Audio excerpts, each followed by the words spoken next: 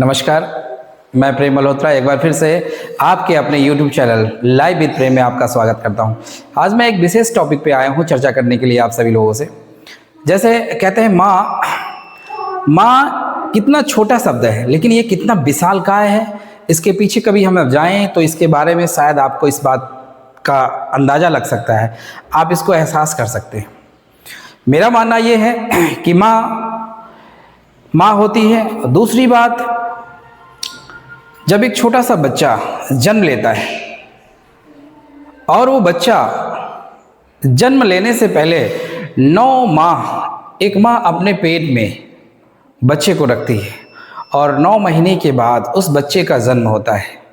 अब आप इस बात का अंदाज़ा लगा सकते हैं कि 9 माह कितना त्याग करती है एक माँ, कितनी तपस्या होती है इसमें, कितनी मेहनत होती है।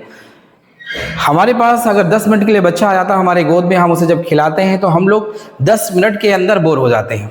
हम लोग को परेशानियां महसूस होती हैं और हम लोग को ऐसा लगता है कि हम कितना बड़ा काम कर दें। अब आप इस बात का अंदाज़ा लगा सकते हैं कि माँ जो 9 माह अपने पेट में अपने गर्भ में बच्चे को रखे और उसके बाद उस बच्चे का जन्म होता है और उसके बाद भी किस तरीके से कितना मेहनत करती है, उसके पालन पोषण में कितना समय लगता है, शायद आप इस बात को समझ सकते हैं। मेरा मानना है कि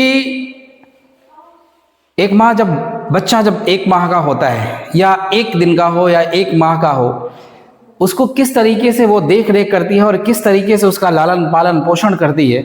और जब बच्चा बड़ा हो जाता है, वही बच्चा अपने माँ को इस तरीके से पुकारता है, लगता है वो उसकी माँ नहीं है।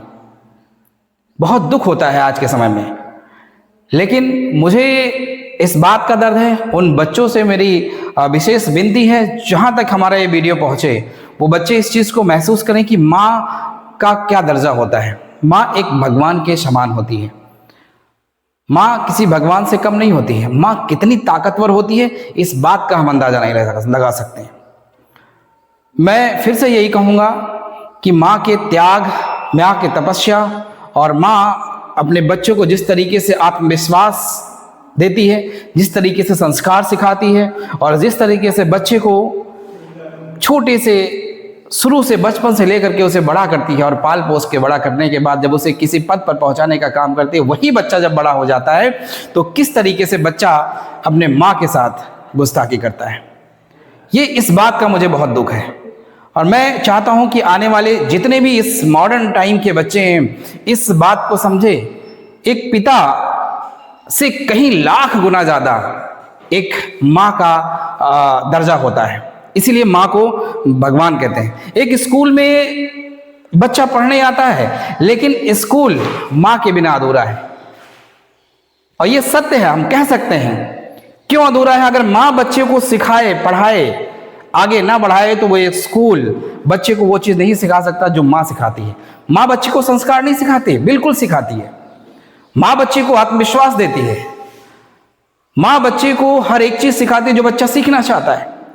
एक माँ कभी बच्चे को गलत नहीं सिखाती है, इसलिए माँ मेरी महान है। मेरी ही माँ नहीं, पूरे संसार की माँ, जितने भी बच्चे हैं उन सभी की माताओं को मेरा एक बार फिर से सादर प्रणाम। उस माँ को सलाम जो माँ ने हम सबको जन्म दिया। जय हिंद।